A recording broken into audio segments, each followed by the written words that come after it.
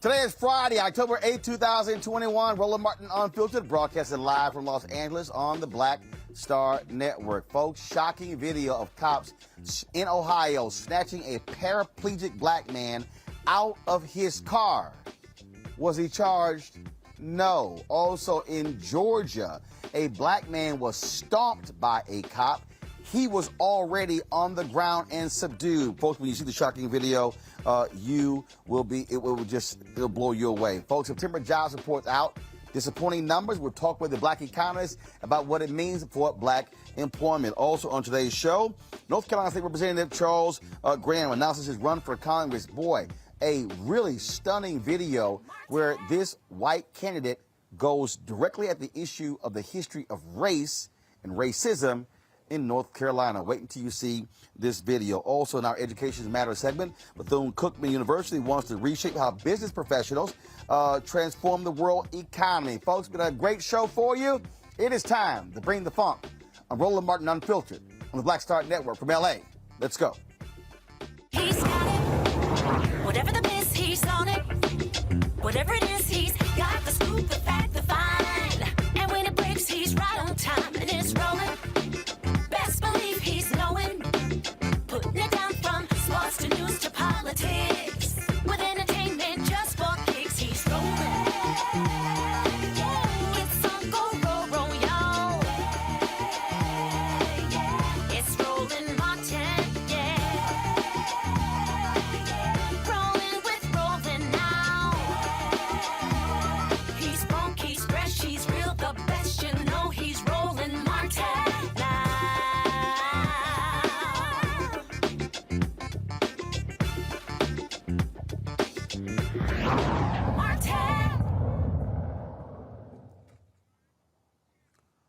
The September jobs report dropped today. Not good news for black women. President Joe Biden talked to the nation about this month's report. Today, for the first time since March of 2020, the American unemployment rate is below 5%. In just 8 months since I became president, in the midst of a grave public health and economic crisis, the unemployment rate is now down below 5% at 4.8%. In total, the job creation in the first 8 months of my administration is nearly 5 million jobs. Jobs up, wages up, unemployment down. That's progress. And it's a tribute to the hard work and resilience of the American people who are battling through this pandemic, working to keep their businesses afloat. Now, that's overall, but what about black women? Dr. Christian Brody joins us right now. She is the Brookings Metropolitan Policy Program Fellow. Dr. Brody, glad to have you on the show. Jobs report in September does not look good for black women. Unpack it for us. Yeah, so I love what the president said, and he's absolutely right that we are seeing more increases during his presidency than under the previous person. But yeah, things do look good overall. 5.2% in August, down to 4.8% in September. But the real problem is teens, right? So if we look across black people, we see that the rate for black women went from 7.9% in August down to 7.3%. That's good. We see a decrease there. For men, from 9.1 to 8. For teens, 17.9 down to 15.7. The rate did go up this month for Latino or Hispanic teens aged 16 to 19. It went from 15% up to 17.4%. And some of the reason for that is we are seeing more people coming into the labor force as UI and other types of benefits ran out. And so people are having to put their lives at risk of getting COVID in places where maybe there's not a vaccine mandate or a mask mandate and having to go back to work, particularly Black and Latino women who are overrepresented in these essential jobs that put them at risk. So again, it looks like it's good numbers, but look, they never all talk about specifically for African Americans. What does the September jobs report look like for black men and for black youth? Yeah, so for black men, again, we see the rate come down some from 9.1 down to 8%, but that's still really high compared to 4.8, right? Like it's dropping for black men, but not nearly far enough. And for teens, we're talking about 15.7% for black teens compared to 10.6% for white teens. So we're still way above the average. And if you look at the 13-month period between September 2020 and September 2021, we see that black teens have had the highest average unemployment rate at 17.64%. Well, look, at the end of the day, we still see how COVID is impacting the economy, inflation. What about that? Because, of course, the Federal Reserve is concerned about that. The possibility of inflation continuing. Are we seeing a drop off there or stabilization there? What are we seeing? I think we don't really need to worry about inflation right now, and I'm sure some of my fellow economists would disagree with that. But with this many people that are out of work, and I would say that these numbers understate the actual unemployment rate. When you look at the number of long-term unemployed or people who have not looked for a job within the last 4 weeks because they haven't been able to find anything.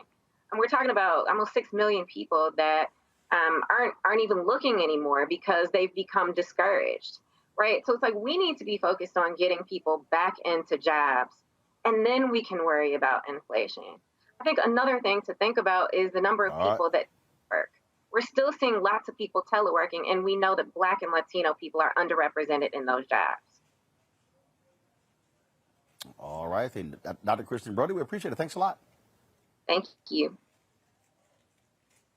All right, let's bring in my panel right now. Of course, we have Michael Imhotep, host of the African History Network. Glad to have you here, Michael. Also on today's show, Tammy Allison. Of course, she is the partner attorney, and Kelly Bethea, communications strategist. Glad to have all three of you here. Michael, I'll start with you. The reality is this here. We could talk about the jobs report. The wages is still a hugely important deal. And so that is something that we still have to deal with. What folks are paying. You still have progressives fighting for $15 an hour, a living wage. We're still talking about how do we achieve race equity and inclusion for African Americans. And so, although President Biden, Democrats might be happy with that low unemployment number, it's always a different story for us as African Americans. Yeah, it's definitely a different story. And even though, I mean, right now, we're really dealing with a tale of two nations, so to speak, or a tale of two cities, so to speak, because at the same time that you have 10 million available jobs right now, you got 10 million available jobs. You also have people who say it's hard to find a job, they can't find a job, and you have employers begging for laborers. You have employers begging for workers, and we've seen an increase in wages. So one of the disconnects is because of COVID, there's more obstacles that people have to overcome, especially African Americans have to overcome to get to the job, okay? You may have had a car, and during COVID, you were down and at home, you let the car go. We see that 300,000 women left the workforce in the last month, and also we also see that we see students sent home, thousands of students sent home because of coronavirus outbreaks in their schools, et cetera. So we're dealing with a number of different obstacles getting to available jobs, okay? So there has to be, we got to really focus on removing those obstacles and actually connecting us with those jobs. It's different if jobs don't exist. There are 10 million open jobs right now. Kelly? No, I agree with Michael, but I also have to take into consideration the kind of jobs that are available and how people are actually applying to jobs nowadays. The pandemic brought to light just how valuable workers are. And even though there are people still looking for work, there are also people who are holding out on working, not because of employment or anything like that, but they actually realize their value right now, finally, in that they're not going back to the workforce if there's not going to be a component of work from home. They're not going back into the workforce if the minimum wage isn't higher, if they're not being paid their worth. There are still jobs on LinkedIn and other job search sites where they're requiring like a slew of credentials and qualifications, but the salary doesn't match. So things have to change in that regard as well when it comes to these numbers, when it comes to when people are looking for work and the rationale behind why people aren't going back to work as quickly as the administration thought they would be.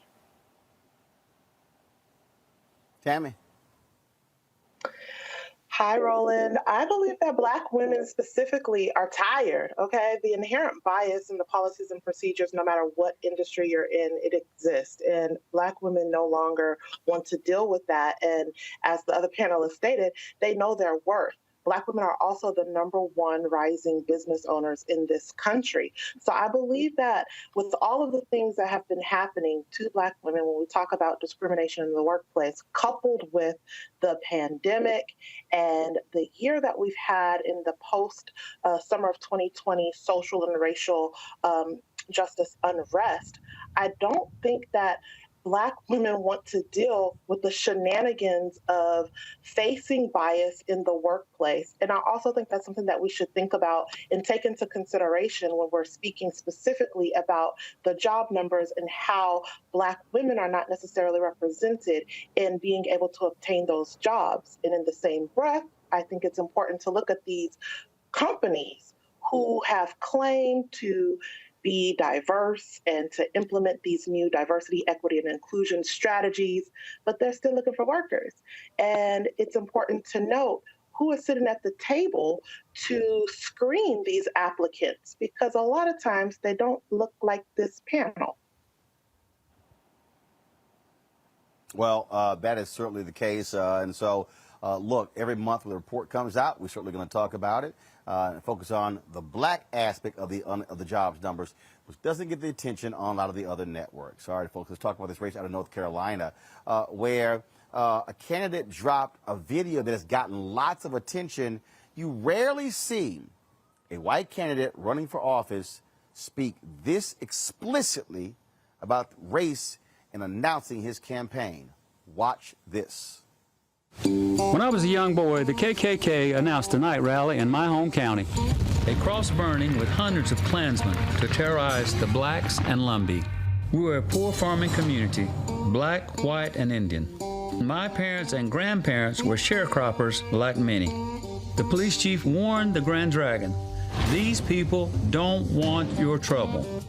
The Klansmen called us mongrels, half-breeds, and told him the Klan would show him how to handle people like us.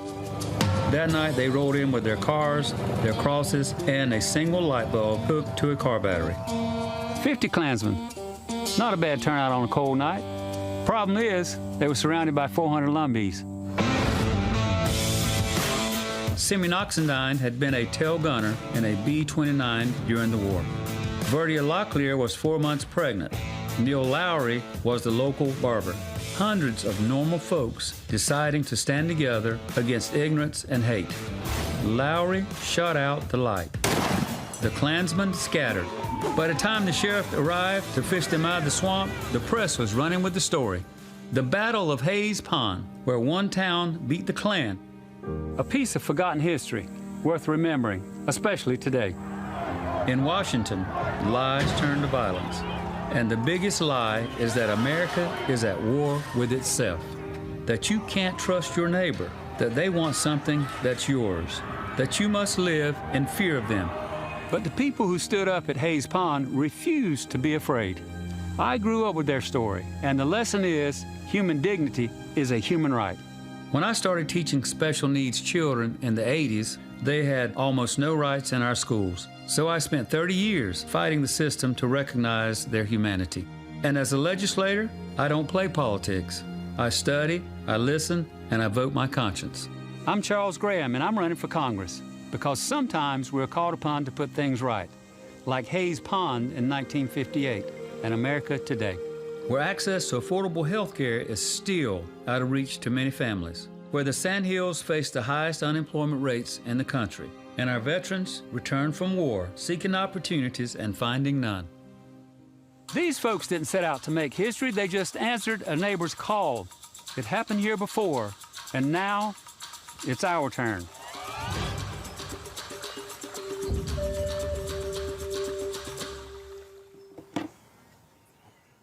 Well, joining us right now is Charles Graham. Welcome to Roland Martin Unfiltered on the Black Star Network. Thank you, Roland. It's a pleasure to be on your program this evening.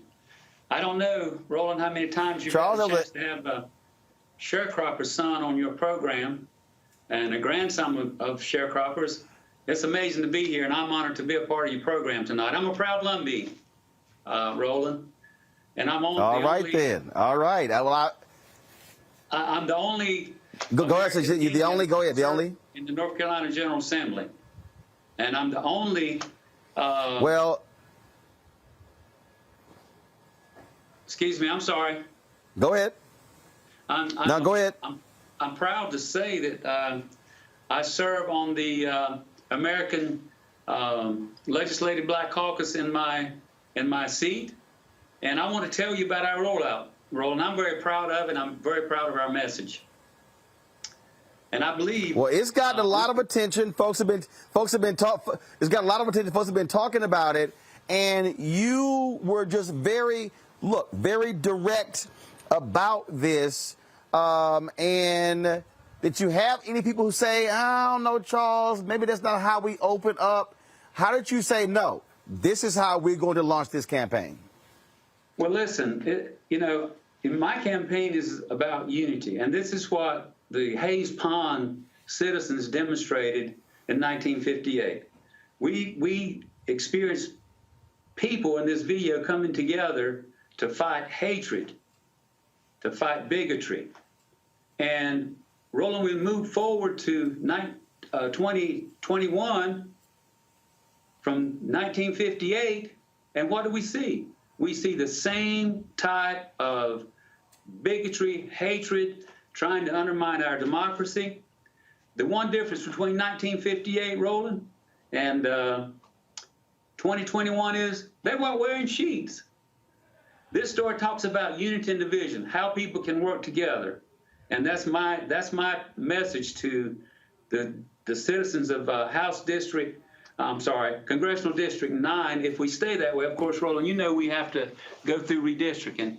But, that's what we're all about. We need to unify. We need to work for the common values and have a representative in Congress who will do that. And that's what I'm about. And I would ask your viewers today, and I know you have folks who are very interested in what I'm talking about, and that is not dividing our country, unifying. And I would ask your listeners to support my campaign. VoteCharlesGraham.com. Go to my campaign website, support Charles Graham. And I think everyone understands, Roland, that I'm running against the far-right extremists who are determined to undermine our democracy and continue to divide us. That's not what Charles Graham's about. And I want that story to be told. You talk about those far-right extremists. You've been having to fight them in North Carolina. I've spent an inordinate amount of time on my show in the last decade talking about the viciousness by which the Republicans in North Carolina have been trying to lead.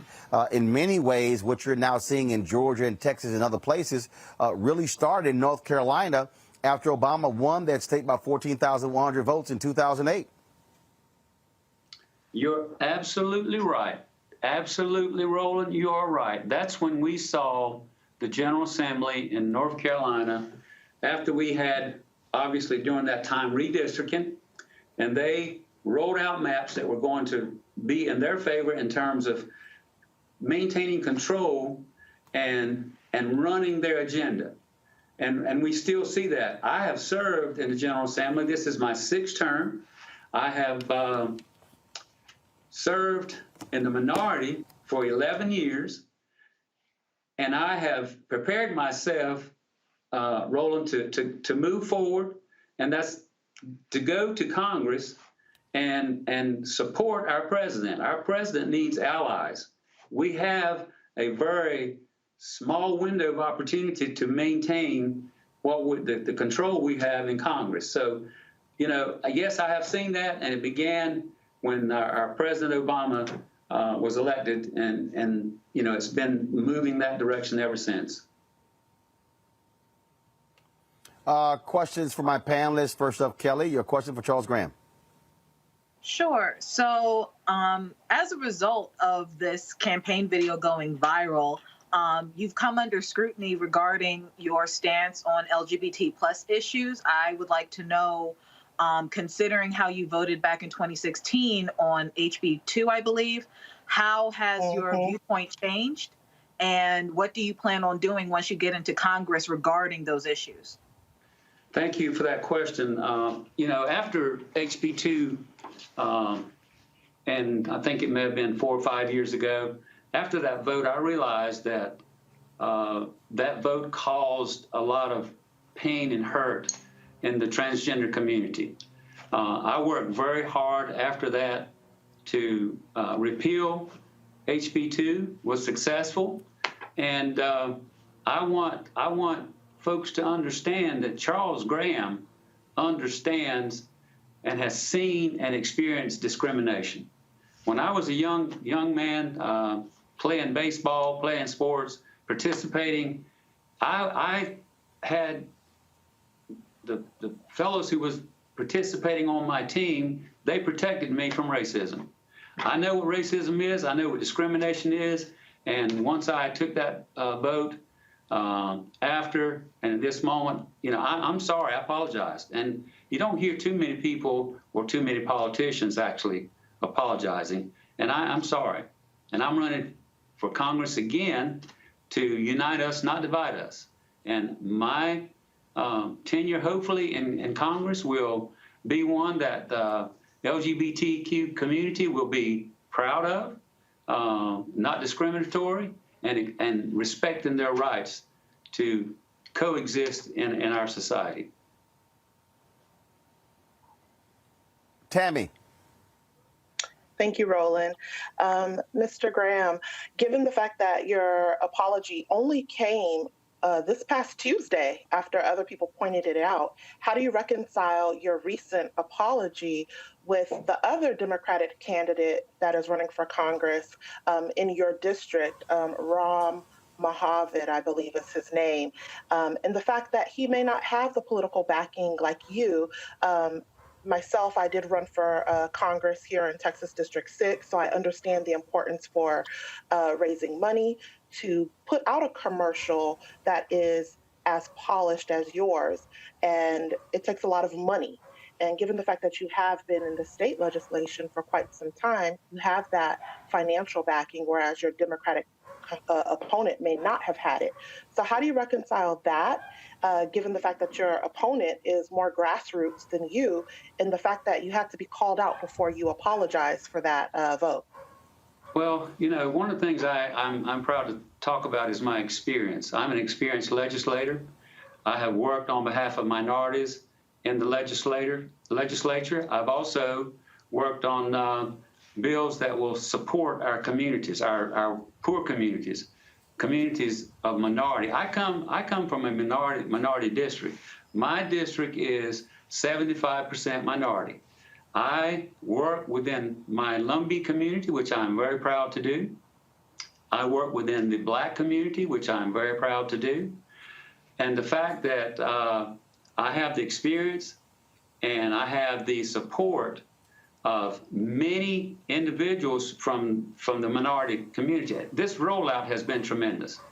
And I am very excited to be able to allow people in this district and this state and this country to know who Charles Graham is. I am a man of color. I'm not one who will stand up on the floor and do what the sitting member did in Congress, and that is defy the President of the United States and not recognize him in a very important time when we're trying to get legislation passed, infrastructure legislation passed to support our families, our children. And it is certainly a time that we need to move forward, and that's my plans. I've explained my position. I'm certainly going to work in Congress on behalf of all citizens, including the LGBTQ community, including transgender rights. That is Charles Graham. My opponent would want you to think that he, along with his right-wing supporters, are in a position to do better things for people of color. That's not true.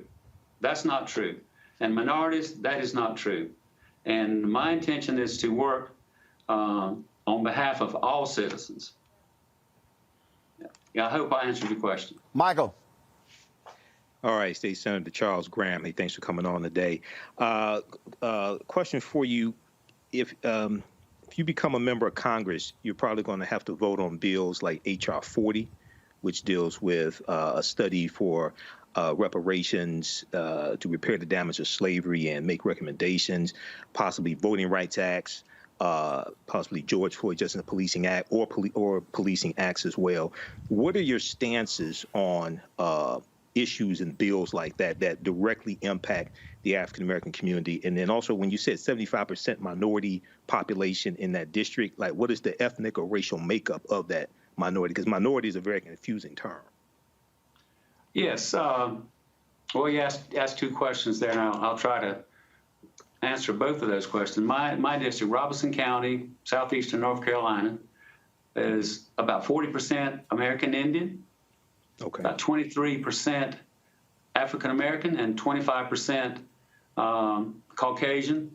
We do have a growing number of Hispanics in our community, hardworking folks. Everyone in our county are, and here again, Robeson County in southeastern North Carolina is one of the poorest counties in the state and in the country. Yes. And I've been fortunate for the past 6 election cycles to have the support of my communities. I was very supported this last election cycle. I was the only Democrat statewide, national, presidential, governor. I was the only Democrat to win my district. And I think I have the confidence of the folks in my district who are, and as I said, approximately 75% minority. And your other question about supporting Black Lives Matter, any legislation coming forward to me in Congress, if I get that opportunity, I can guarantee you, and just don't mind telling you, don't know what the language would be, have not seen the bills, but Charles Graham will support any legislation coming to him that's going to uplift the lives of minority people. All right, Charles Graham, we surely appreciate it. Thanks for joining us here at Roland Martin Unfiltered. I'm sure I will be spending some time in your state, especially when it comes to that U.S. Senate position, trying to get a strong progressive voice in there. So I'm sure our paths are going to cross. Well, listen, I appreciate you having me on your program. I look forward to having you come to North Carolina, and maybe we can work on some things together. And I thank the panelists for their questions, and look forward to moving forward in the future. And VoteCharlesGraham.com. All right. Thanks a bunch. Take care. Thank you. Folks, going to a break. When we come back on Roland Martin Unfiltered here in Los Angeles on the Black Star Network, Dave Chappelle getting lots of criticism for his latest Netflix special. Well, a group of a black LGBT organization, they say, hey, he should apologize. Netflix should remove that special. Cleo Monago disagrees.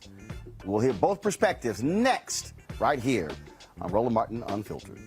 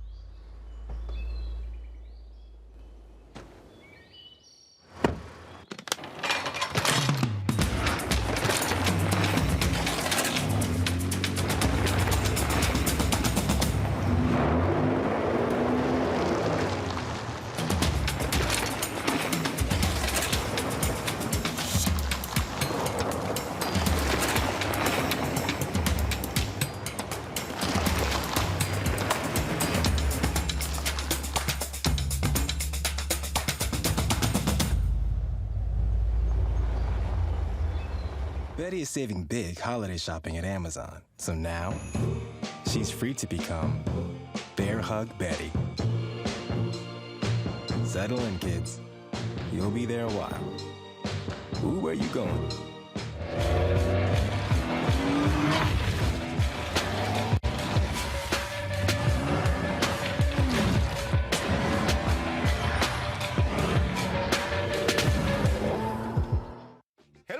I'm Godfrey, and you're watching Roland Martin Unfiltered, and while he's doing Unfiltered, I'm practicing the wobble.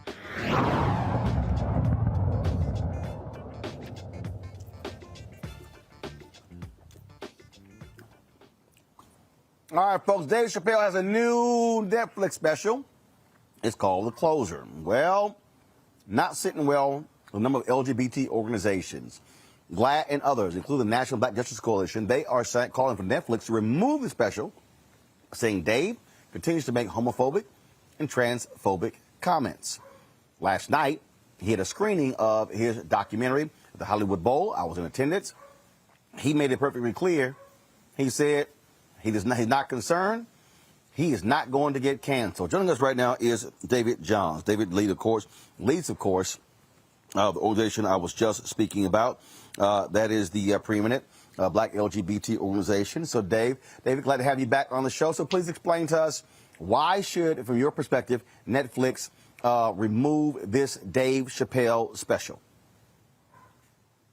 First, let me say thank you, Roland, for creating space for us to have this conversation. I want to be clear that it was the desire of the National Black Justice Coalition for us to do this, to have this conversation. And for me, it made sense to make this invitation to Brother Dave Chappelle to have versions of this conversation including by demanding that Netflix take down the special because Netflix has offered up resources to help us deal with many of the things that most of us who love Black people care about, which is white supremacy. So I want to be clear in stating that I celebrate Dave Chappelle's comedic enterprise.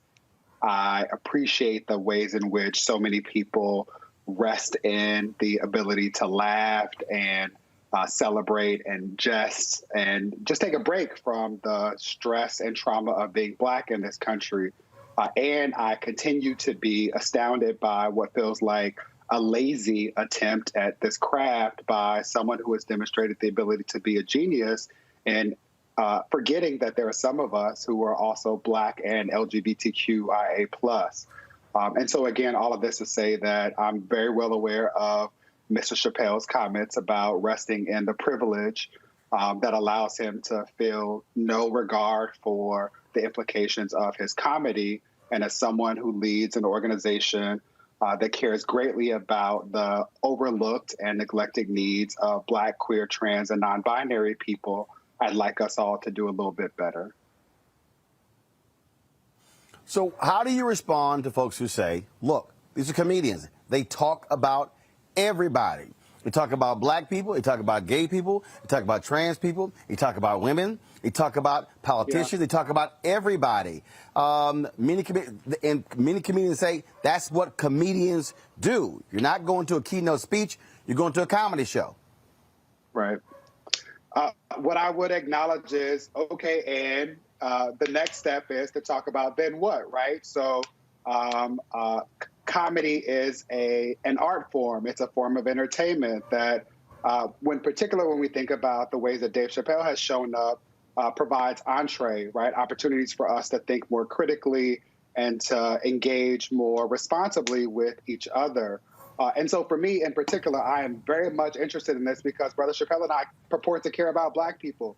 And in particular, when the comedy could lead to Black people, in particular Black people who are women, who are trans, queer, non-binary, who do not have the privilege to say, I don't care what people are saying about me because they're millionaires and have deals with Netflix, right? When we're talking about everyday people who don't have those privileges, I remain concerned about the implications of the jokes or the art form. And let's just keep it a buck, right? We're Black people. And a part of this, what I've heard is people say, like, it's jokes. You should just be roasted. And there's two things that are important for me. One is that's about community, right? If I am in a situation where we're playing the dozens, we should be on equal footing. The ability for Dave Chappelle to make jokes about women and Black trans folks, which are a race when we assume that all queer, trans, and non-binary folks are white, diminishes the ability for people to actually engage in a conversation or to punch back or to otherwise respond. And ultimately, what I'm continuing to try and remind people is that I care about Black folks who are ignored and who are erased. It is the Black lesbians who are beaten in Chelsea because of white supremacy and then made to be victims because their accusers highlight the ways in which their Blackness overcomes the discrimination they experience as a result of their sexual identity or gender orientation. I remain concerned about Black trans students who are beaten in schools where people laugh at them and say that it is your fault, that if you had just shown up and been tougher and if you had not been sensitive, then this would not have been a thing. What I am concerned about is how people respond to the jokes, what people do as a result of the jokes. And to make this point particularly clear, there is a defense, a trans panic defense, which is often offered when Black trans women are murdered. I want to be clear that I offered this in the statement that I released, that NBJC released when this became a thing, which is to say that this matters at a point in time in which Black trans women are murdered at a disproportionate rate. That has happened every year since I've had the pleasure of leading this organization. And what I remain concerned about is that the murder, the violence against Black, queer, trans, and non-binary folks, the violence against Black women more generally is ignored when people say, oh, it's just a joke, you should laugh at it. There are some of us who don't have that privilege. And I would like for all of us to be able to have this conversation while celebrating that Dave Chappelle has the right to say what he wants to say. There are also some of us who should have the right to be critical of what it is that he says. You said something there where you said that you're playing the dozen, you have the ability to actually punch back. But the reality is, comedians are on stage all across the country, all across the world. Whether it's a Netflix special, whether it's the Laugh Factory, whether it's any comedy venue in Chicago and New York, Houston, they're all over the country. So is there a difference when a comedian says something and they're talking about anybody? Don Rickles ripped everybody. Lisa Lampanelli. I've heard people actually put on social media, they said if Bernie Mac was alive today, Bernie Mac would get canceled. Richard Pryor would get canceled. So is that part of this conversation? Are we establishing a separate standard? Are we trying to establish the same standard for comedians as we do politicians? Isn't that different being on the comedic stage? Yeah, I'm not interested in establishing standards. What I'm interested in is all Black people being free. And more specifically, what I want is for Black women, Black, queer, trans, and non-binary folks to not be forced to make the decision to show up and be visible, to have public jobs that require us or invite us to have these conversations, or to be safe.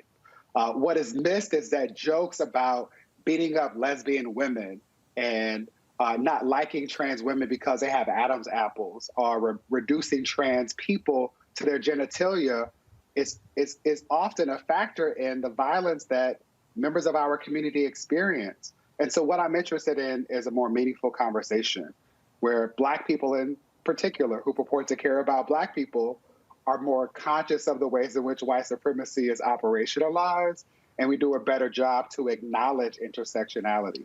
I want to be clear, to the extent that I believe that it has been lost heretofore, that I appreciate what I believe is Dave Chappelle saying that that the dragon he is attempting to slay is white supremacy.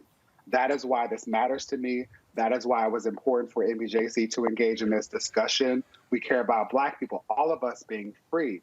Now, to the extent that the jokes, one, dismiss or provide cover for or allow people to get away with violence against our community, that's a point in which we have an issue.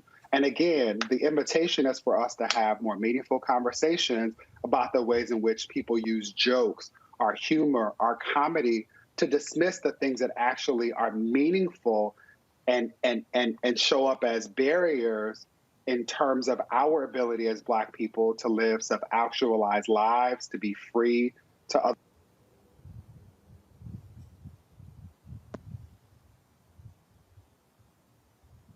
Questions from each one of my panelists. Let me lost David's audio. Y'all let me know when we actually have it back. So questions from each one of the panelists. First off, Tammy, your question for David Johns. Mr. Johns, how do you reconcile, cancel culture being so easy for someone to just get canceled at this point, and something that I say a lot, clemency through ownership, which is literal and figurative, the figurative component meaning say sorry so you could be forgiven. So if Dave Chappelle were to apologize for his comments, would you still have the same sentiments of, pushing for him to be quote unquote canceled, given the fact that in this, he's not apologizing. Just real quick. He ain't apologizing. Last night's show, he made it perfectly clear. No. He made it perfectly clear. He ain't apologizing. And in fact, Stevie Wonder even came on stage and talked about what we should be canceling. He was there in support of Dave. All right, David, go ahead. I don't know that I had anything to say. I was actually cut out of the conversation because of the audio. But again, I would just simply highlight that it must be nice. No. Right? Okay, no, hold on. Dave, what's it? Dave, hold on. David, David, hold on. David, hold on. So you didn't hear a question? I did not. I heard the last part of your comment as I was able to come back Okay, in. Tammy. Hold on. So, Tammy, restate your question to David so we can answer. Please. Okay. So, be clear. Dave Chappelle is not apologizing. He said if this is what canceling is, he loves it, right? So my thing is, how do you reconcile, informing and educating the community, right, about the importance of not, being rude or belittling the LGBTQ community, but also not being so quick to cancel whenever our culture doesn't necessarily fully comprehend and understand the significance and the cultural impact of some of these statements sometimes. And I said that I always say clemency through ownership, which is literal and figurative. Say sorry to be forgiven. Got it. And we know that he's not going to apologize. David? Yeah, I appreciate that, Tammy. Really thoughtful question. I want to acknowledge that this is not easy at all. There's no simple answer. I don't want to suggest that there is. I do want to name that it must be nice to rest in the privilege of being a millionaire who can say whatever you want without regard for how it might impact other people who do not have access to the privilege that you have been afforded to have access to, and just simply do and be and say. And again, what's challenging for me is knowing that the reality is that so many of us, not all of us, I don't purport to speak for all of us, but so many of us do not have that privilege. We are on track to have this year be the deadliest year with regard to the murders of Black trans women. And often, NBJC issues statements, much like the statement we issued around Dave Chappelle, around the murders of Black trans women that doesn't get a modicum of the traction or energy that this has received. And so my hope is that while Mr. Chappelle continues to do whatever he will do because he's privileged enough to do that, that we will continue to have these conversations. And that as a community of people who purport to care about Black people, that we will do better. Not only with regard to our language and with regard to how we have conversations with one another, but how we protect and support one another in more meaningful and measurable ways. Michael. All right. How you doing, David? Don't necessarily have so much of a question, but a comment and an observation here. And I've been reading this about Dave Chappelle. I haven't seen the special yet. One of the criticisms that he's getting is defense of comments that the baby made that people are saying were homophobic as well. And we know the baby got canceled and disinvited from different events. And the concern that I have is that when African Americans are dehumanized, whether it's in music, whether it's in specials called the N-word, B's, and things like this, the outrage doesn't take place to talk about removing that artwork that dehumanizes African Americans. But and very quickly here, so the baby got disinvited from different events and festivals for making homophobic remarks on stage that was not part of a song. It wasn't recorded, anything like that. But he got invited to the festivals after making songs that dehumanize Black people. And people are largely silent on that, okay? So that's the conflict that I have, okay? So, that's my perspective on this. Okay. No, I appreciate that. I appreciate that. Your thoughts on that? Yeah, I appreciate that. And for me, the problem with the jokes and the presentation of this conversation via this big platform is that it affirms this lie that all Black people are cis, heterosexual, and think and operate in the same way, and all queer people are white. And that is a lie. Right. And so if we step back from that, the thing that I find frustrating is that most people are now engaging in this conversation without regard for the fact that, as Dave Chappelle referenced, the baby shot somebody in Walmart and then rapped about it in a song where he told his child, I would do it again. That is a problem. We talk so much about violence in the Black community. I want to offer a footnote. There are so many people who have been introduced to NBJC for the first time.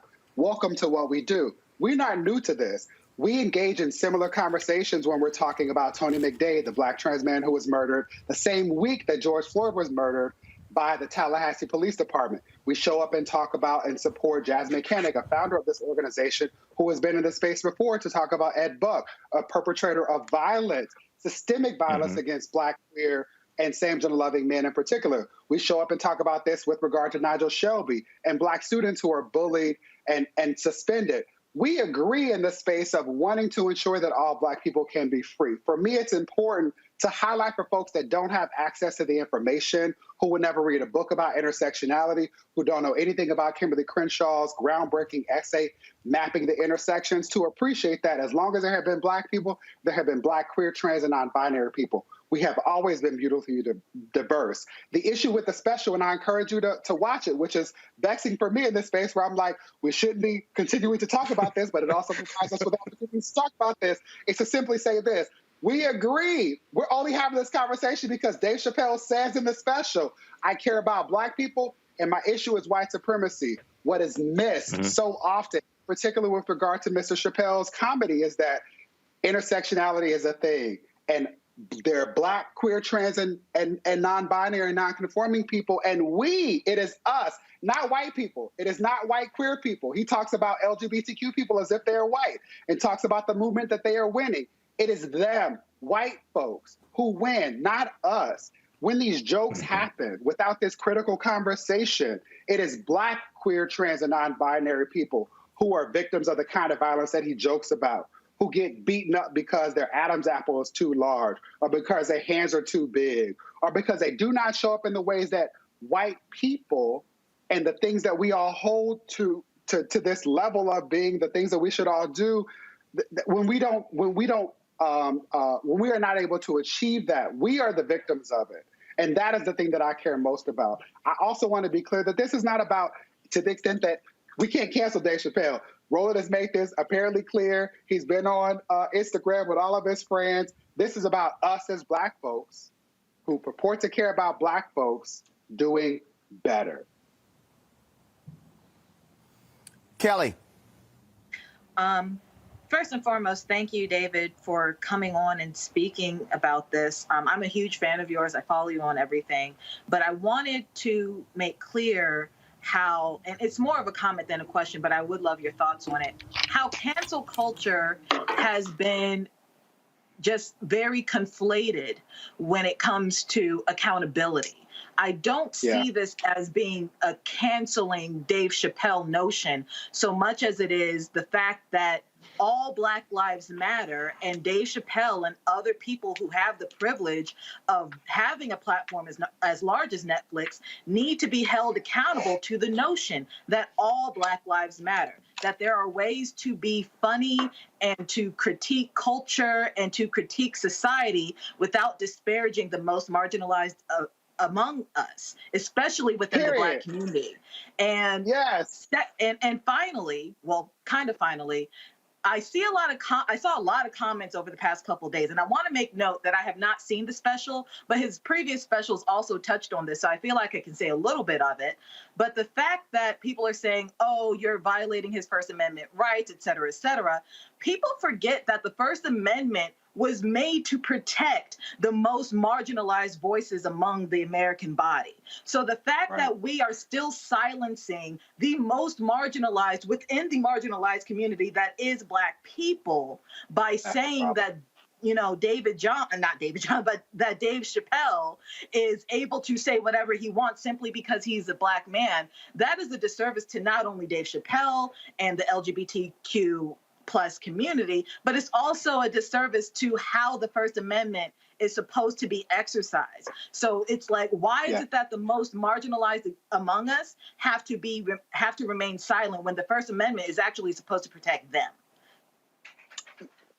I love you, and not just because you are singing my song, but because you are thinking critically. And I want to be clear that I don't expect, nor do I want people to always agree with me, but I do want us to be able to have conversations about how we do better to ensure that all of us can get free.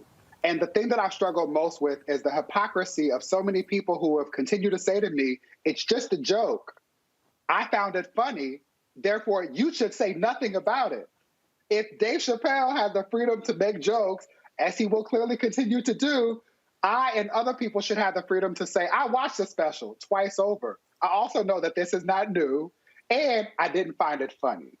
And two truths can exist at the same time. Beyond that, to your point, Kelly, I will continue to say that my issue and interest is in ensuring that all of us can be free.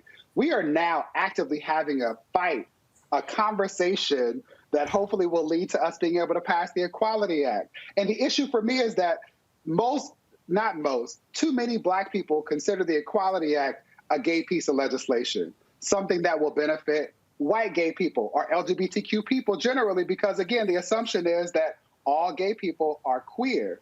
And the reality is it's a civil rights piece of legislation. It addresses fundamental gaps in legislation that exist around the pieces of legislation that most Black people will name when they talk about the things that they care most about with regard to civil rights, right? This includes things like ensuring that Black women cannot be fired because of the way that they wear their hair, ensuring that all of us cannot be kicked out of a rideshare like an Uber or a Lyft because of the way that we show up in the world.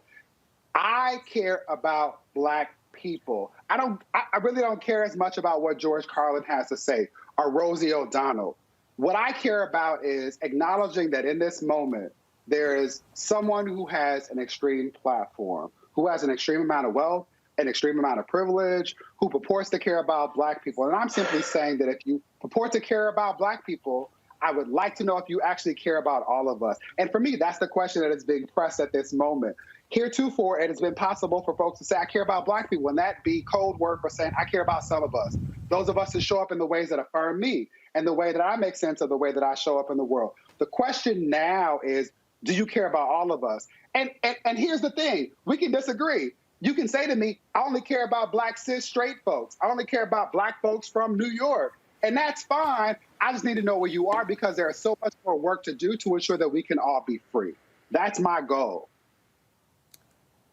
Thank you. David Johns, National Black Justice Coalition. We surely appreciate it, David. Thanks a bunch. Thank you. All right. Gotta go to a break. We come back. We'll talk with Cleo Monago, who is the senior advisor for the Black Men's Exchange. He has another perspective on Dave Chappelle, Netflix, and allegations of transphobia as well as homophobia. That is next on Roland Martin Unfiltered, broadcasting live from Los Angeles on the Black Star Network. Oh, that spin class was brutal. Well, you can try using the Buick's massaging seat. Oh, yeah, that's nice. Can I use Apple CarPlay to put some music on? Sure, it's wireless. Pick something we all like. Okay, hold on. What's your Buick's Wi-Fi password? Buick Envision 2021. Oh, you should pick something stronger. That's really predictable. That's a really tight spot. Don't worry, I used to hate parallel parking. Me too. Hey. Really outdid yourself. Yes, we did. The all-new Buick Envision, an SUV built around you. All of you. Hey everybody, it's your man Fred Hammond. Hi, my name is Brescia Webb, and you're watching Roland Martin Unfiltered. Ow. Well, I like a nice filter usually, but we can be unfiltered.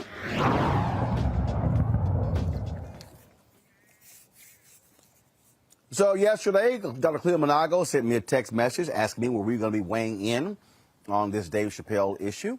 I said, sure. He joins us right now. Cleo, how you doing? I'm doing well, Mr. Martin. How are you? Man, where are you? You in the basement somewhere? I can barely see you.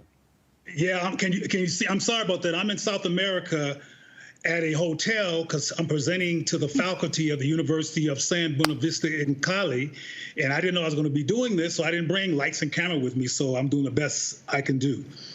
All right. Can you see me at all, though? All right, it's all good. Yeah, we can see you. We can see you. Let's get right to it, Cleo. You wanted to weigh in on this issue. You sent me a text, a long text. I said, man, that's too much typing. Say that on TV. You heard the interview there with David. You've seen the stories. Folks saying, drop the special, get rid of the special. Dave Chappelle is wrong. He should not be making these comments. Your take.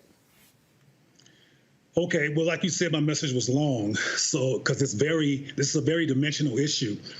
I appreciated some of what David said, which I think was provoked by the conversation here, because what he was talking about previously that I first saw was a part of what we're talking about as cancel culture, and for Netflix to cancel David Chappelle's The Closer. And I finally saw it. I mean, when I first heard about this controversy, I hadn't seen it yet. I finally saw it this morning. And my perspective after I saw it was definitely I don't support the show being canceled. One of the things that was said in your conversation with David is about the importance of us having conversations, and I've been saying that for a while, that we need to be having Black acculturated and informed conversations about these issues. I think the reason that David Chappelle talks about LGBTQ and queer and all that as white, because white people are its foundation, white culture is how it's rolled out, and the people that lead it in this country that have the most power are particularly whites. Black people are marginalized by that community, and one of the things that David Chappelle talked about in one of his previous stand-ups was that reality. But what I want to focus on here is that I care about everybody, Black. I care about Black trans people and what's been happening among trans Black people.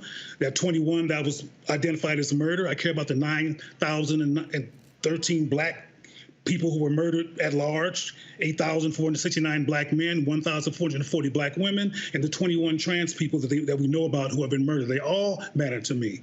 But what's being ignored, and frankly, I think the gay paradigm encourages the ignoring of Black contextual historical issues, is that David, regardless of his millions and et cetera, is someone who cares about Black people and Black life. And one of the things that he said at the very ending of his program was empathy should go both ways in terms of Black people and the LGBTQ white-led community, and toward Black people. There should be empathy both ways, and historically there has not been.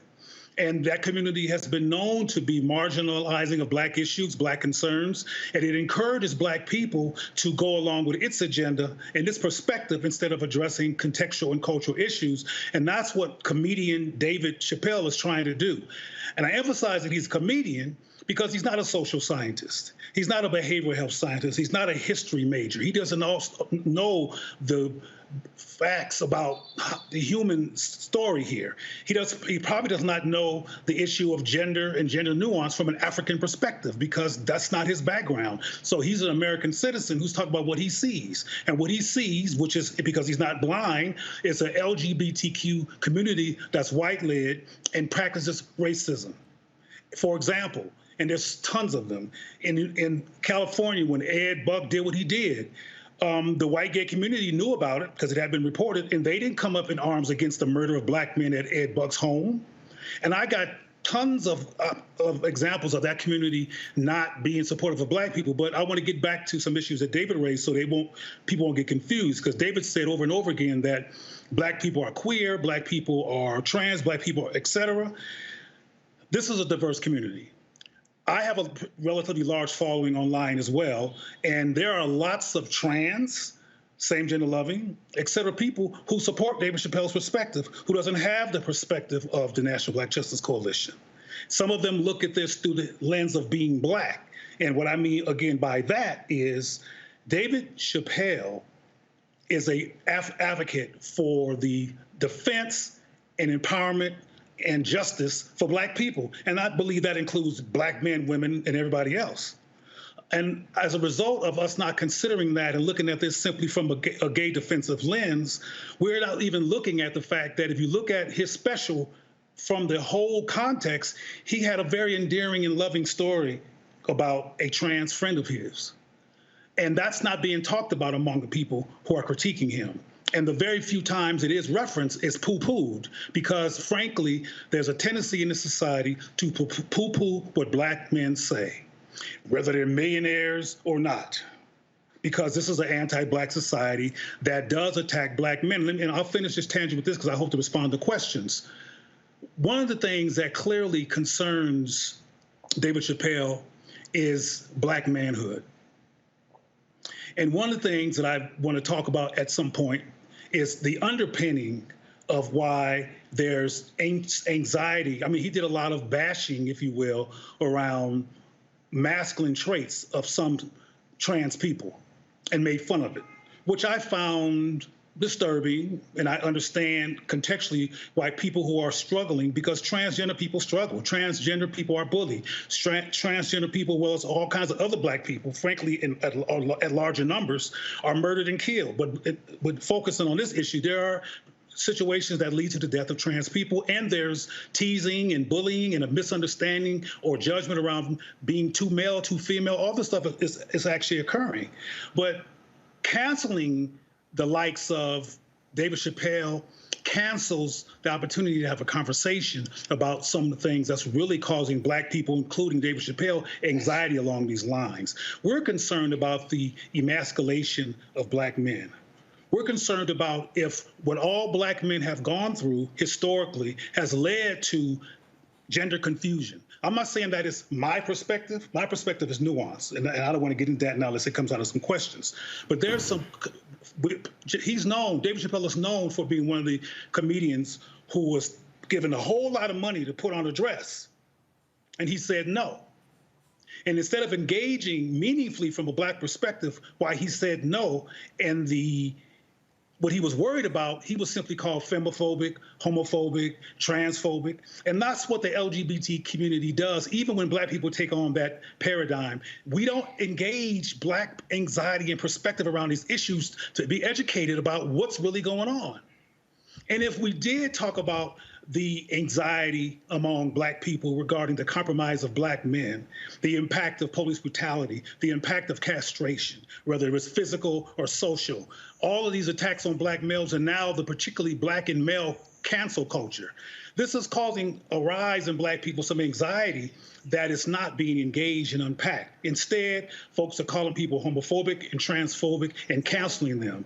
And just like with the baby, as I said when I talked about that, instead of getting on the baby's case simply and marginalizing him or re-marginalizing him like this country tends to do to Black men, we should have said, why did you say that? What inspired that perspective? What made you feel compelled at a concert that was not about homosexuality or sucking penises in the park? How did that come to mind for you, Jonathan? That's his real name. And the answers to that question, if he could actually bear them, would be very educational about what Black people are going through, what Black men are going through, what the anxiety is about this emasculation issue among Black men, which is at the core of some of David Chappelle's anxieties in comedy. All right, got it. Questions now from panelists. Tammy, first. And folks, I need tight questions, tight answers. Tammy, you're first. Thank you, Roland. And thank you, Roland, for giving us all this platform. I wanted to just ask you, how do you reconcile the fact that there have been other people that give underrepresented groups a voice and a platform who may have themselves been under the scrutiny of trying to be canceled, but people are not talking about that and the work that they've done to enhance Black culture, similar to Dave Chappelle? Is your question why is the cancellation of other people not coming up? Is that your question? Well, the attempts to cancel other people who have actually done good for the Black community, when I don't believe that anybody with a wide platform, with a large following, is intentionally trying to alienate the LGBTQ community. Well, let's put Mr. Chappelle in context. He's a comedian. People like him and Paul Mooney and others are allowed to tell some hard truths because it's going to be a punchline afterwards, and it's in the context of laughter, which is why he gets away with talking about such serious issues on a large platform. He is a comedian. We don't have people like Dr. Tommy Curry and other people who could break these issues down and could actually transform the Black community's behavior and consciousness, including the treatment of Black people who get a large platform. Instead of even canceling them, they're not even allowed in the door. The other people that you're talking about who are being canceled, whenever something affirms Black people, like the Arsenio Hall show did inadvertently, and other situations where Black people are affirmed, they are indeed canceled. And people from the LGBTQ community, et cetera, don't raise that issue, including a lot of Black people who have a profile. They wait till the LGBTQ issue comes up, and white people give them lots of profile and support so they can actually talk about their agenda, which is the LGBTQ agenda, which is pretty much a culture that's a white agenda. But I agree with you if I hear what you're saying, that there's an issue of Black people being canceled, period, and we should be concerned about that. But we should be more than concerned. We're relatively passive in the midst of our disrespect. The reason we're hearing so much about David Chappelle is because the force behind him is huge. It's called the white gay community, and they have a huge machine. So as someone said, I think Roland said earlier, his use of the N-word. We can add the B word. We can add all kinds of words that are insulting and divisive that he says that hurts black people in particular, like the N-word, that gets no critique. There's nobody trying to cancel over that. Well, that's white supremacy behavior. It needs to be looked at as well. Thank you. Michael, your question. Cleo Monagos, Michael Imhotep. Yeah, that was me earlier talking about the N-word. So this is my critique here, and you can comment on this. With the baby being canceled, disinvited from festivals for talking 2 minutes, homophobic rant, but has songs dehumanizing black people. He gets invited to the festivals. Dave Chappelle gets attacked for comments about transgender people, things like this, but no critique.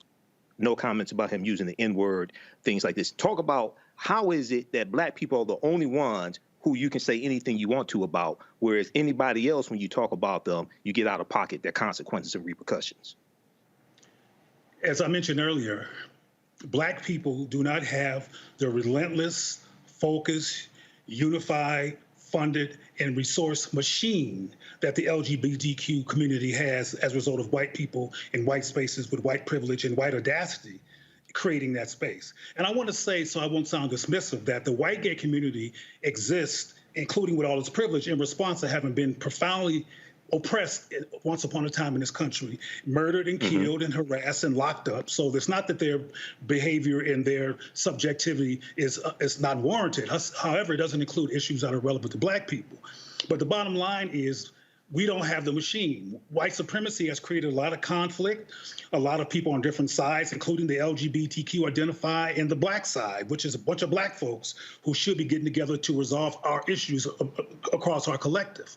But we jump on bandwagons that get a lot of support sometimes because it's where the action is, it's where the money is, it's where the support is, where the media attention and where you can get some press. But that's what it is. When black people unlearn internalized white supremacy and learn to value diverse black voices and create a machine that actually will take no prisoners regarding what happens to diverse black people and are consistent and build institutions with that intent, like GLAAD and HRC does for gay people, particularly white people, we will have the same benefits, but we don't have that. We're divided. We have people who are powerful and who are doing great things within our community, but they don't get press. Not unless white people are benefiting from what we do, the press doesn't come. Right. All right. Thanks, Cleo. So I understand your point, but I'm failing to draw the correlation between what you've said and what David Johns brought up and what I've brought up and other people who have an issue with Dave Chappelle's remarks, in that while he was, making remarks against white supremacy and the like through his comedy and his commentary in this special, the problem isn't that he was just talking about the white LGBT plus community. It's the fact that in so doing, it's harming the black people within that community. So again, this is a marginalized within the marginalized community saying, hey, this actually hurts me more than my white counterpart. Can you stop? And yet and still we have people literally just saying no and screw you. So how do you reconcile the fact that it's black LGBT people saying this is hurting me? We are the ones who are actually going to be impacted by his commentary the most because he's a black man. How do you reconcile them actually pleading with the cis het community, myself and you and others? How are we to basically take them under the wing that is black people and let them know that we care?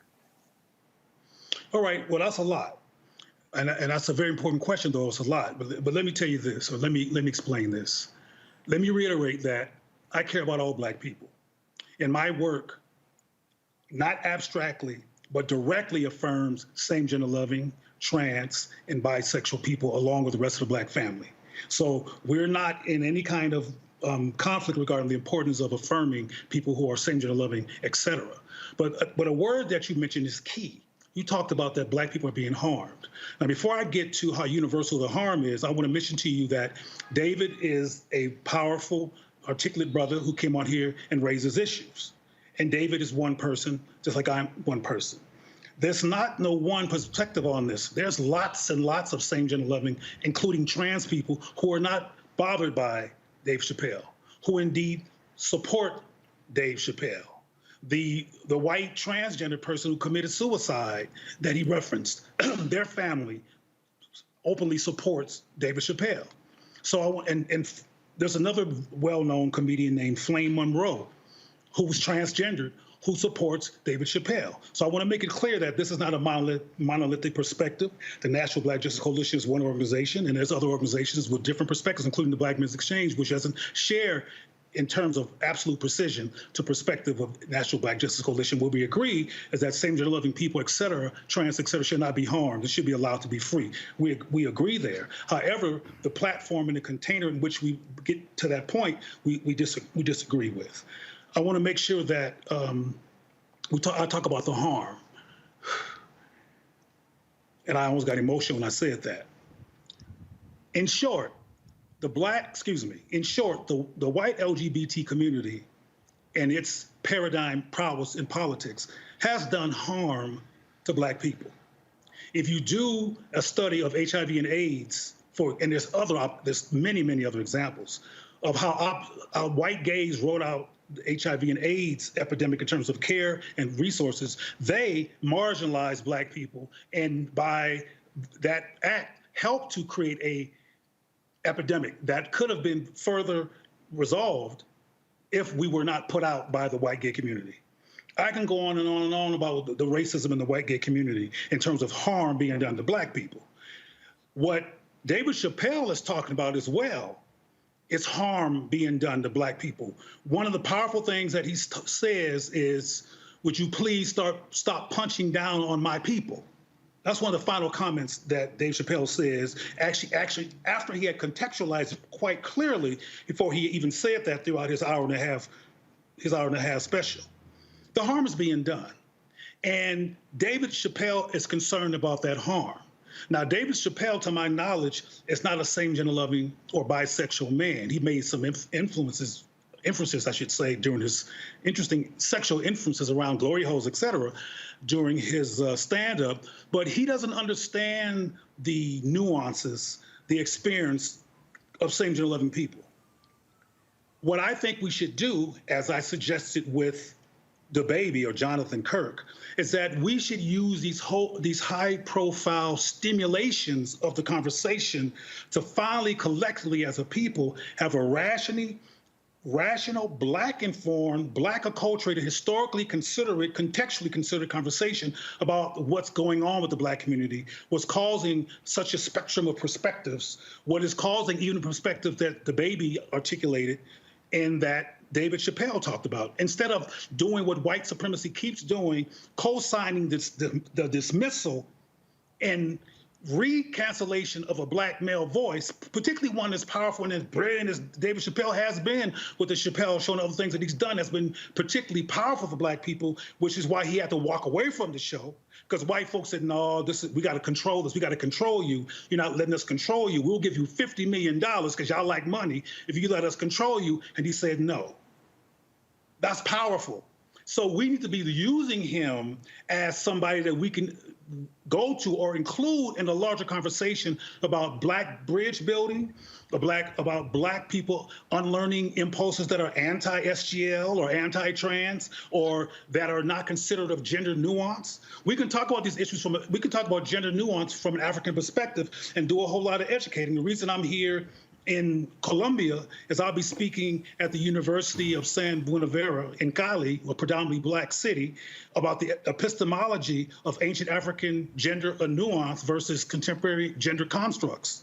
Because they're having issues around manhood and masculinity and that anxiety which causes abuse of feminine people, particularly if they're male, that they want to help unpack and resolve. So this gender issue, which is a core underpinning of David's anxiety, we have to have a Black conversation about all these issues and include our diversity in respectful ways so we can resolve the conflict, not cancel people, And we should be able to critique. One thing that David said that I agree with is that we should have the opportunity to critique each other. All right, Dr. Cleo Monago, we certainly appreciate it. Thanks for your perspective. We shall see what happens, but like I said, Dave made it clear last night, he does not care about people saying cancel him. He was real clear. Thanks, Cleo. Thank you for the invitation. Thank you all. Got to go to a break. More Roland Martin Unfiltered on the Black Star Network. We come back.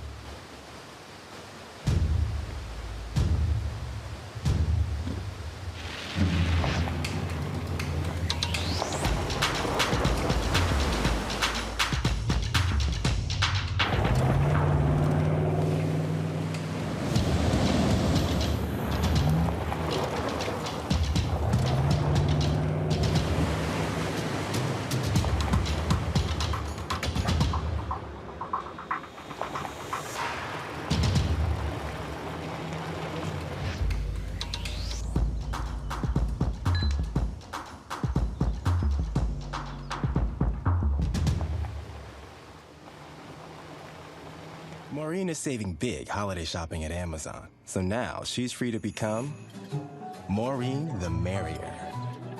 Food is her love language, and she really loves her grandson. Like, really loves.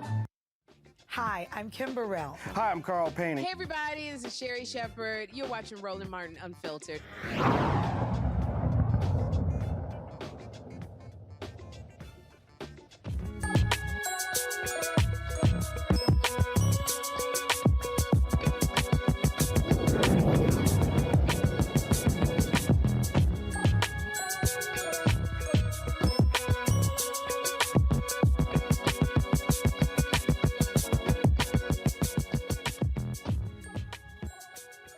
All right, folks, when it comes to education, black HBCU business schools have been doing a heck of a lot producing the next generation of leaders. Of course, remember, we were down in Atlanta. We focused on North Carolina Central with their opening of their new business school.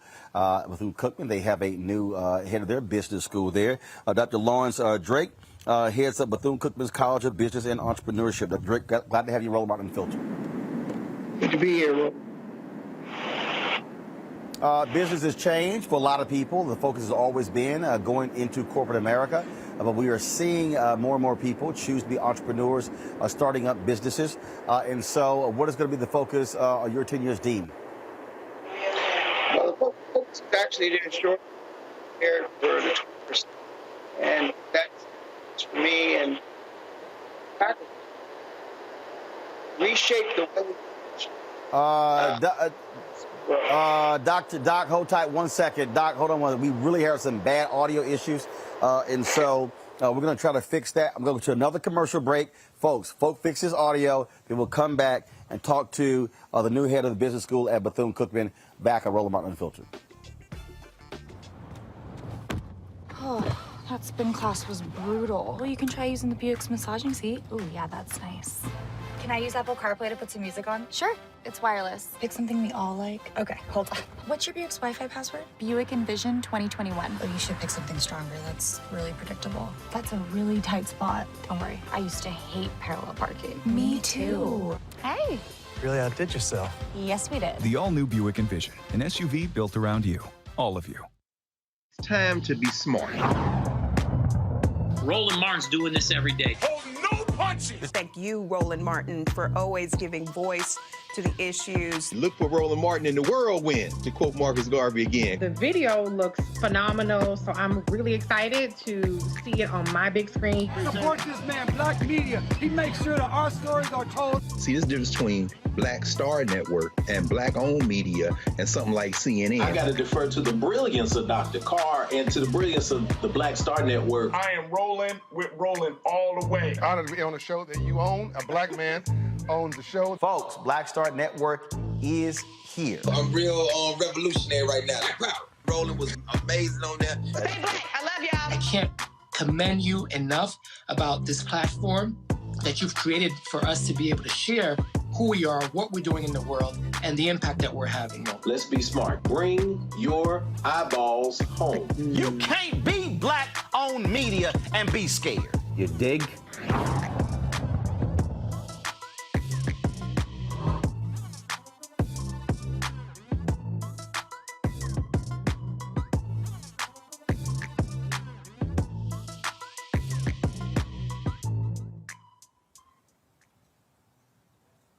All right, folks, we're trying to get Doc's audio straight, but let's show you this here. This video shot of a Georgia cop on October 3rd that's got folks raging upset. Watch this.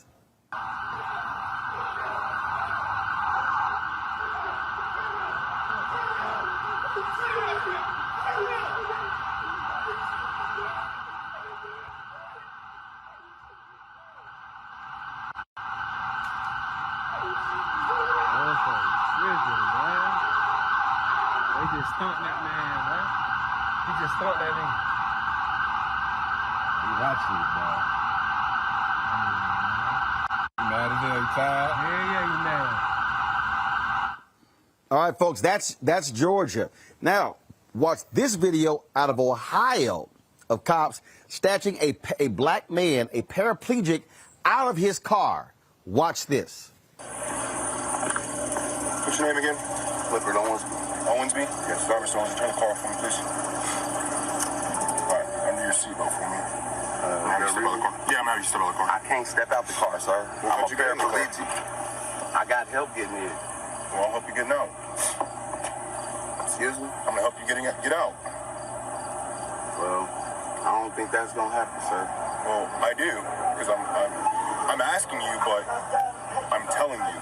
So it's not an option. Can I ask you what's the problem? Yeah, the problem is that because of your history, I'm gonna have your dog do a free air around the car. You have to be out of the car. I can't get out of the vehicle, sir. Sir, I'm going to assist you get out of the vehicle. As someone assists you to get in the vehicle. No, you're not. No, you're not. You're not gonna touch me. You're definitely not about to touch me. And I'm about to go ahead and get somebody on the line because it will be a lawsuit if you put your hands on me for no reason, bro. Well, the reason is that I'm asking you. No. We ain't gonna go there. We about to get some people here that's about to witness what's going on. That's right. You gotta step out, buddy. I cannot step out. I'm a paraplegic. I cannot. Come on. I'm a paraplegic, sir. Come on, bro. Step out of the car. I cannot step out of the car. I cannot step out of the vehicle. I had this situation last night. You can get out. You can get out of the car. You got in the car. Hello? You can get out of the car. Hey, bro. Can you come down the street to Ferguson and Grand? The police just pulled me over and they trying to make me get out the car, and I'm telling them I'm a paraplegic. I can't get out the car without no help and shit. And these motherfuckers, they also should just come down the street, bring some people with cameras.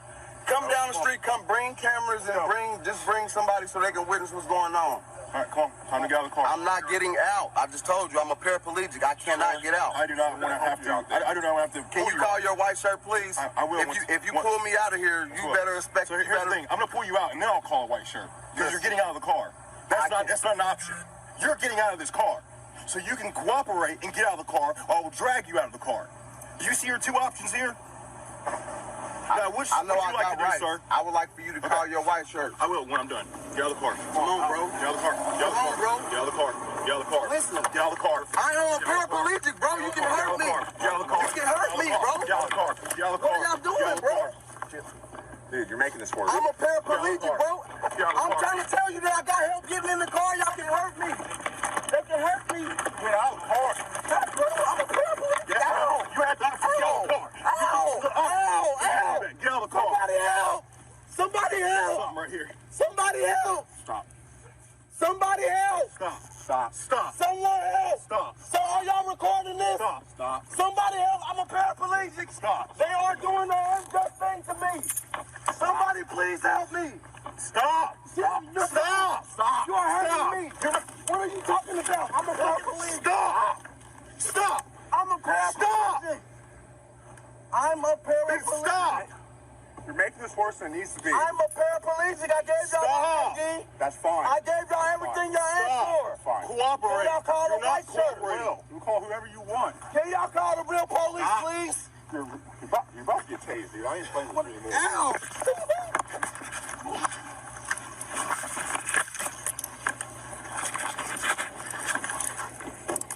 it so much harder than what it has to be. Last man there, his name is Clifford Owensby. Cops found no firearms or drugs in his car. Let's go to my panel, Michael Imhotep, Kilabethea, Tim as well. I just, folks, this is, you talk about crazy. Michael, I'll start with you. The behavior of police officers. And when you look at this particular, with the brother who's a paraplegic, it's saying, well, we know who you are. We're going to be looking in your vehicle, things along those lines. And the crazy thing to me, Michael, is that they found nothing. And guess what? He hasn't been charged.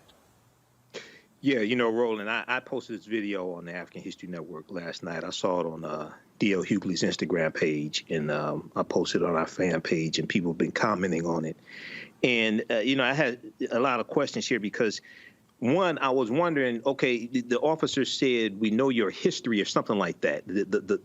What he said was a little muffled, and I'm trying to figure out, okay, what's really going on here? And then I was trying to figure out, why was he pulled over in the first place?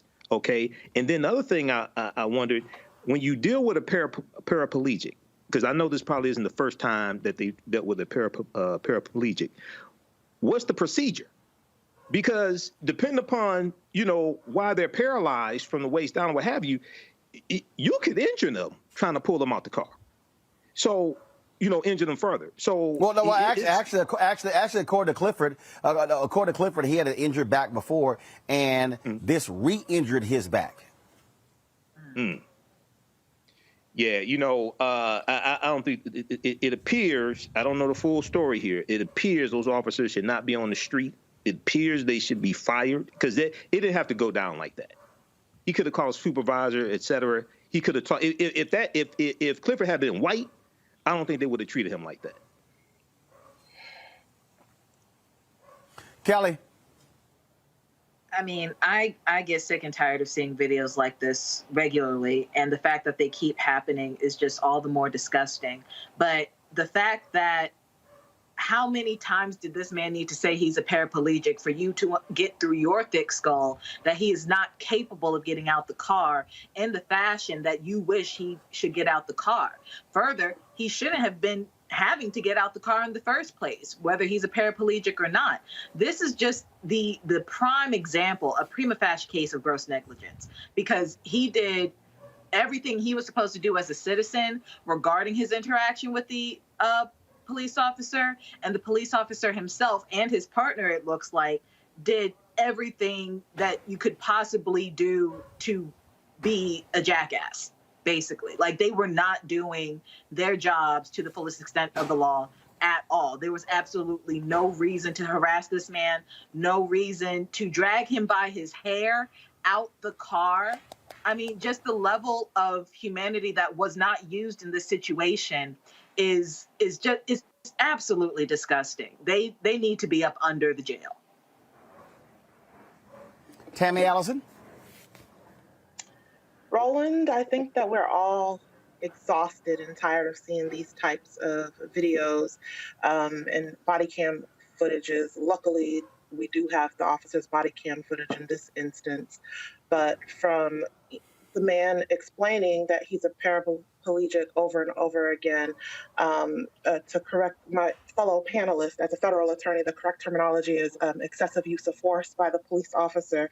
And my other panelists, it's not necessarily the answer just to fire them, because as we've seen in various cases, even if they attempt to fire these officers, those unions protect them, and a lot of times they get their jobs back, and they're even able to get jobs elsewhere. The issue here is that there needs to be widespread legislative changes. We saw the video of Jacob Blake, who miraculously survived the shootings that left him paralyzed. And we saw news recently this week that the Department of Justice will not be filing any charges against the officers responsible for shooting Jacob Blake, as well as state prosecutors will not be filing any charges against those officers responsible for shooting Jacob Blake. And they also did not lose their jobs.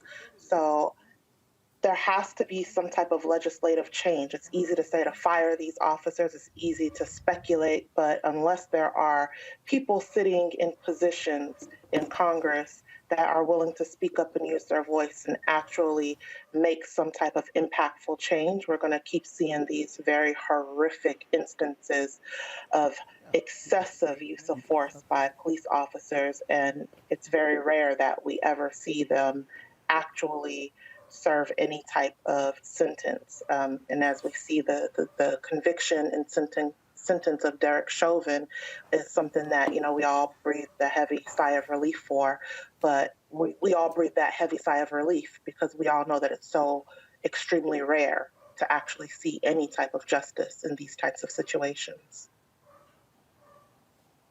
Folks, gotta go to a break. We come back, we'll give you the update on the Kyle Rittenhouse story.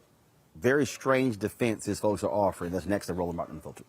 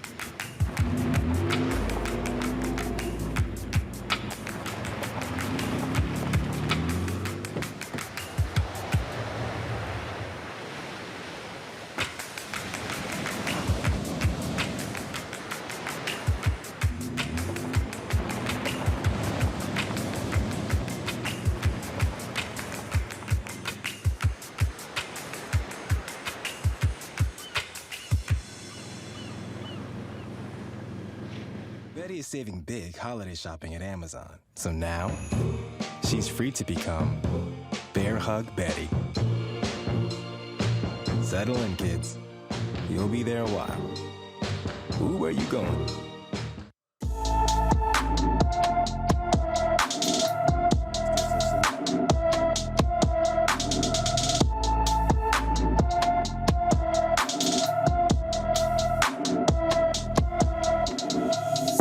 All right, folks, time for our Black and Missing segment, which we focus on every single day on the show, bringing the attention of young folks who have come up missing all across this country. They do not get the attention that they deserve, so therefore that's why we have this particular segment right here. We have, of course, this young man here. Again, Christopher Blount, 5'10", 185 pounds, black hair, brown eyes. He is from Pendleton, Indiana.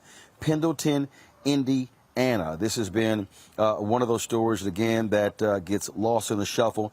You don't have the level of attention that goes there. And so if you have any information about this brother who has been missing for quite some time, folks, we want you to alert authorities, please. And so let me just want to find the number here. Let's see here. Give me 1 second. I'm pulling up the script right now to give this number here. Do we have the number on the screen, please? If we do, 765-642-0221, 765-642-0221. That is the Madison County, Indiana Sheriff's Office. So please give them a call. All right, folks. In the case of Kyle Rittenhouse, the young white man who shot and killed someone in Kenosha, Wisconsin, his attorneys are offering quite the interesting defense. They are saying that Rittenhouse should be, first of all, he was using if y'all want to say it's crazy, a hunting law. Let me take my time with that. They're suggesting that a hunting law, okay? Now, shot the people, 2 dead, okay? They're saying that the Wisconsin hunting laws allowed him to carry assault weapons during the 2020 fatal shooting. What the hell, Tammy? The hunting laws? Was he hunting? He wasn't hunting animals. Are they suggesting that the hunting laws in Wisconsin allow for him to hunt people? What the hell is that? hunting Black people that were protesting the shooting of Jacob Blake that I was just talking about, and this 17-year-old crossed state lines with this hunting weapon to hunt down protesters, people that were exercising their First Amendment rights to protest. And the defense attorneys also tried to say that it was self-defense, but yeah, the protesters did nothing. And from my recollection, I think that he had initiated some type of contact with some of the protesters, and someone like threw maybe like a plastic bag at him. And to use this hunting weapon against them, it's just ridiculous. And, you know, I know that there were some pretrial motions with the judge, and the judge trying to take some matters under consideration is what the judge said. In my experience, again, this is state court. In my experience in federal district court, you don't usually see a judge, you know, take something, you know, under consideration to actually think about letting the defense bring up, you know, this hunting thing in his age.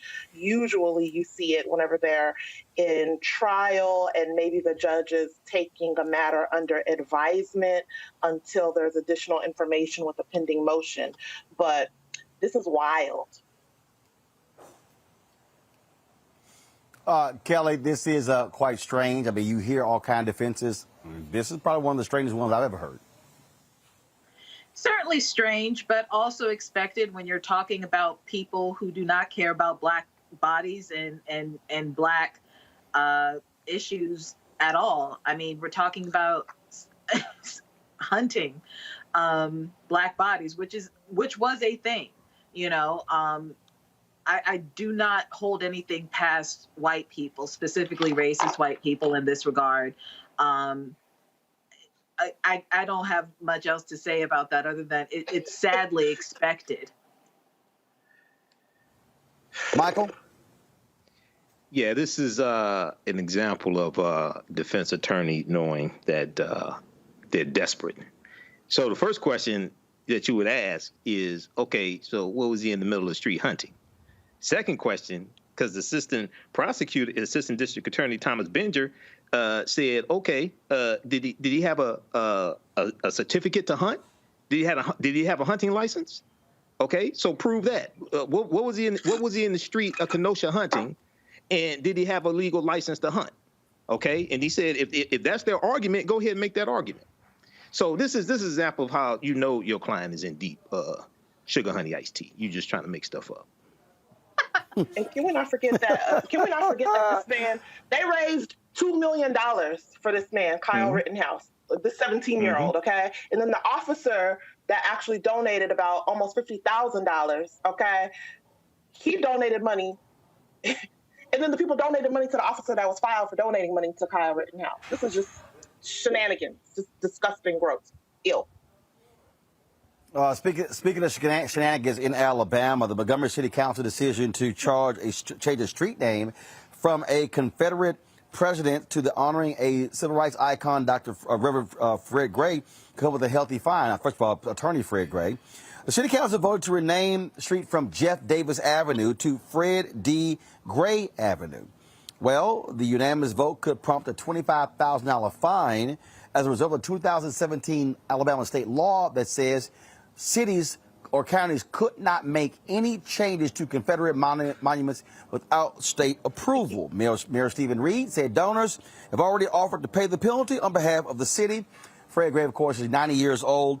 He served as the attorney for Dr. King for Rosa Parks. An exclusive interview I did with him is available, y'all. I don't know why we're using photos of him. We got the B-roll. I did a whole 1-hour interview with him. So if y'all go to Black Star Network, yeah, why are y'all using photos of Fred Gray when I talk to the man? Lord have mercy. Anyway, y'all want. I'm just saying. I mean, you know, if you got a TV show, you use video. So if y'all want to see the actual video of Fred Gray, go to the Black Star Network, exclusive. It's on the app. Download the app, phone, Android, Roku TV, Apple TV, Amazon Fire Stick, Xbox, Samsung, all of them, to y'all watch the actual video interview of Fred Gray. Don't ask me why we're showing still photos. I don't know. I cannot think of everything, y'all.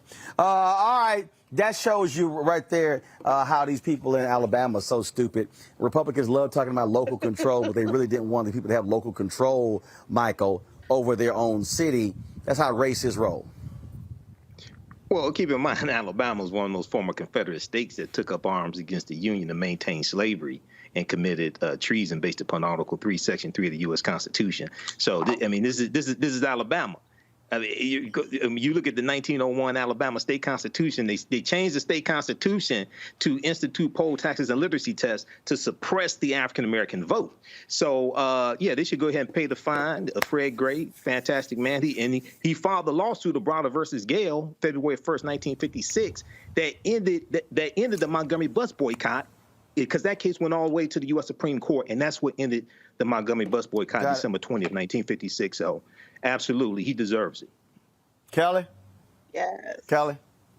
I mean, the fact that people are fighting so hard to not give a living Black man his flowers, I mean, again, it is sadly expected, especially coming from the jurisdiction such as Alabama.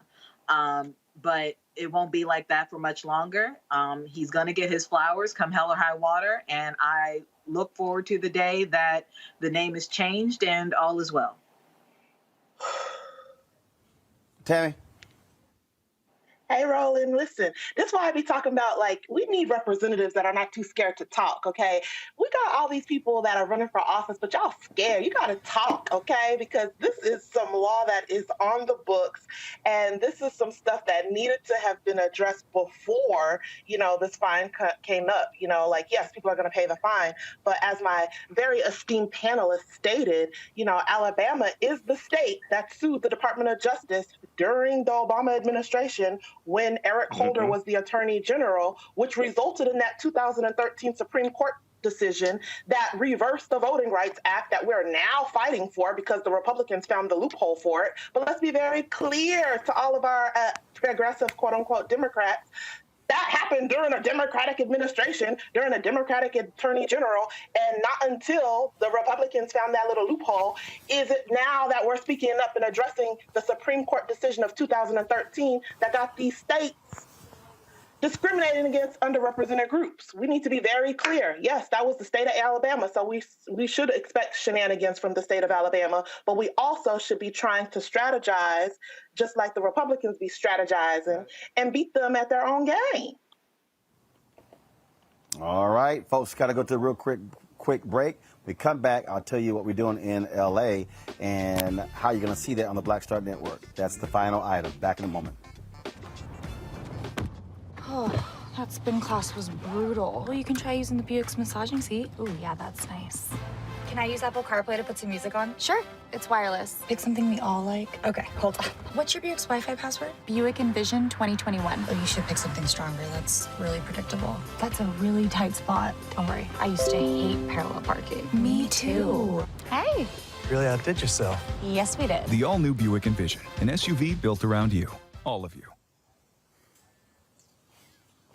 All right, folks, we've had an absolute fabulous week here in Los Angeles. Of course, we kicked everything off with the George Lopez golf tournament. We've been, of course, having fun, hanging out doing that. But while when I wasn't playing golf, we were also doing some great interviews as well. And so we're going to be launching that. So one of the shows we're going to be launching is, Rolling with Roland, that's right. So we've been doing these 1-hour interviews, and we have been just, first of all, having a ball, y'all, with doing these interviews with a lot of different people. I want to show you some of these photos that we've been doing. And so November 1st, we're going to debut on November 1st when we were in here last time.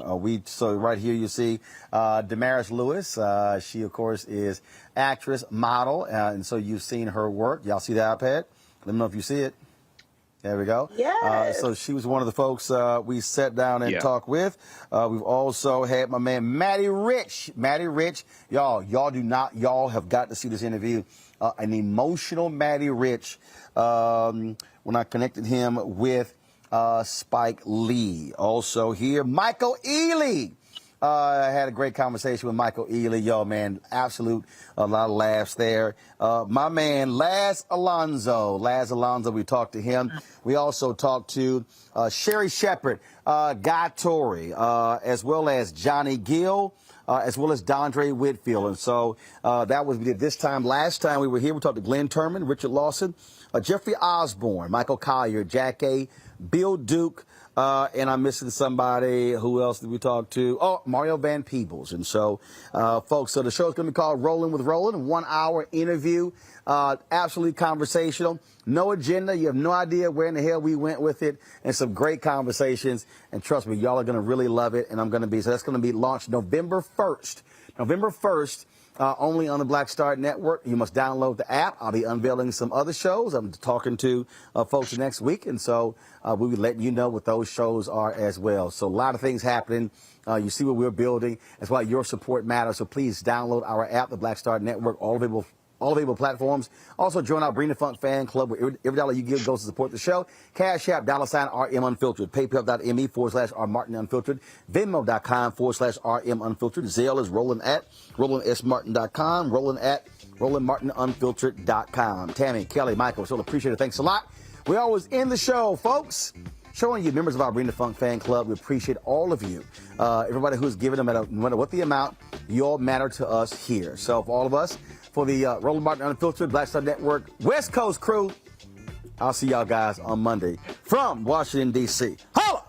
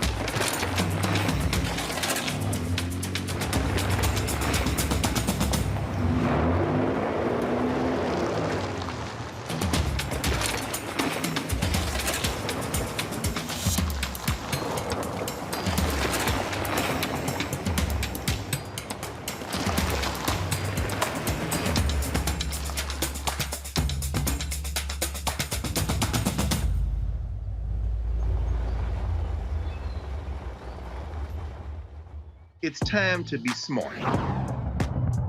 Roland Martin's doing this every day. Oh, no punches! Thank you, Roland Martin, for always giving voice to the issues. Look for Roland Martin in the whirlwind, to quote Marcus Garvey again. The video looks phenomenal, so I'm really excited to see it on my big screen. Support this man, Black Media. He makes sure that our stories are told. See, this difference between Black Star Network and Black-owned media and something like CNN. I got to defer to the brilliance of Dr. Carr and to the brilliance of the Black Star Network. I am rolling with Roland all the way. Honored to be on a show that you own. A black man owns the show. Folks, Black Star Network is here. I'm real revolutionary right now. Roland was amazing on there. Stay black. I love y'all. I can't commend you enough about this platform that you've created for us to be able to share who we are, what we're doing in the world, and the impact that we're having. Let's be smart. Bring your eyeballs home. You can't be black-owned media and be scared. You dig?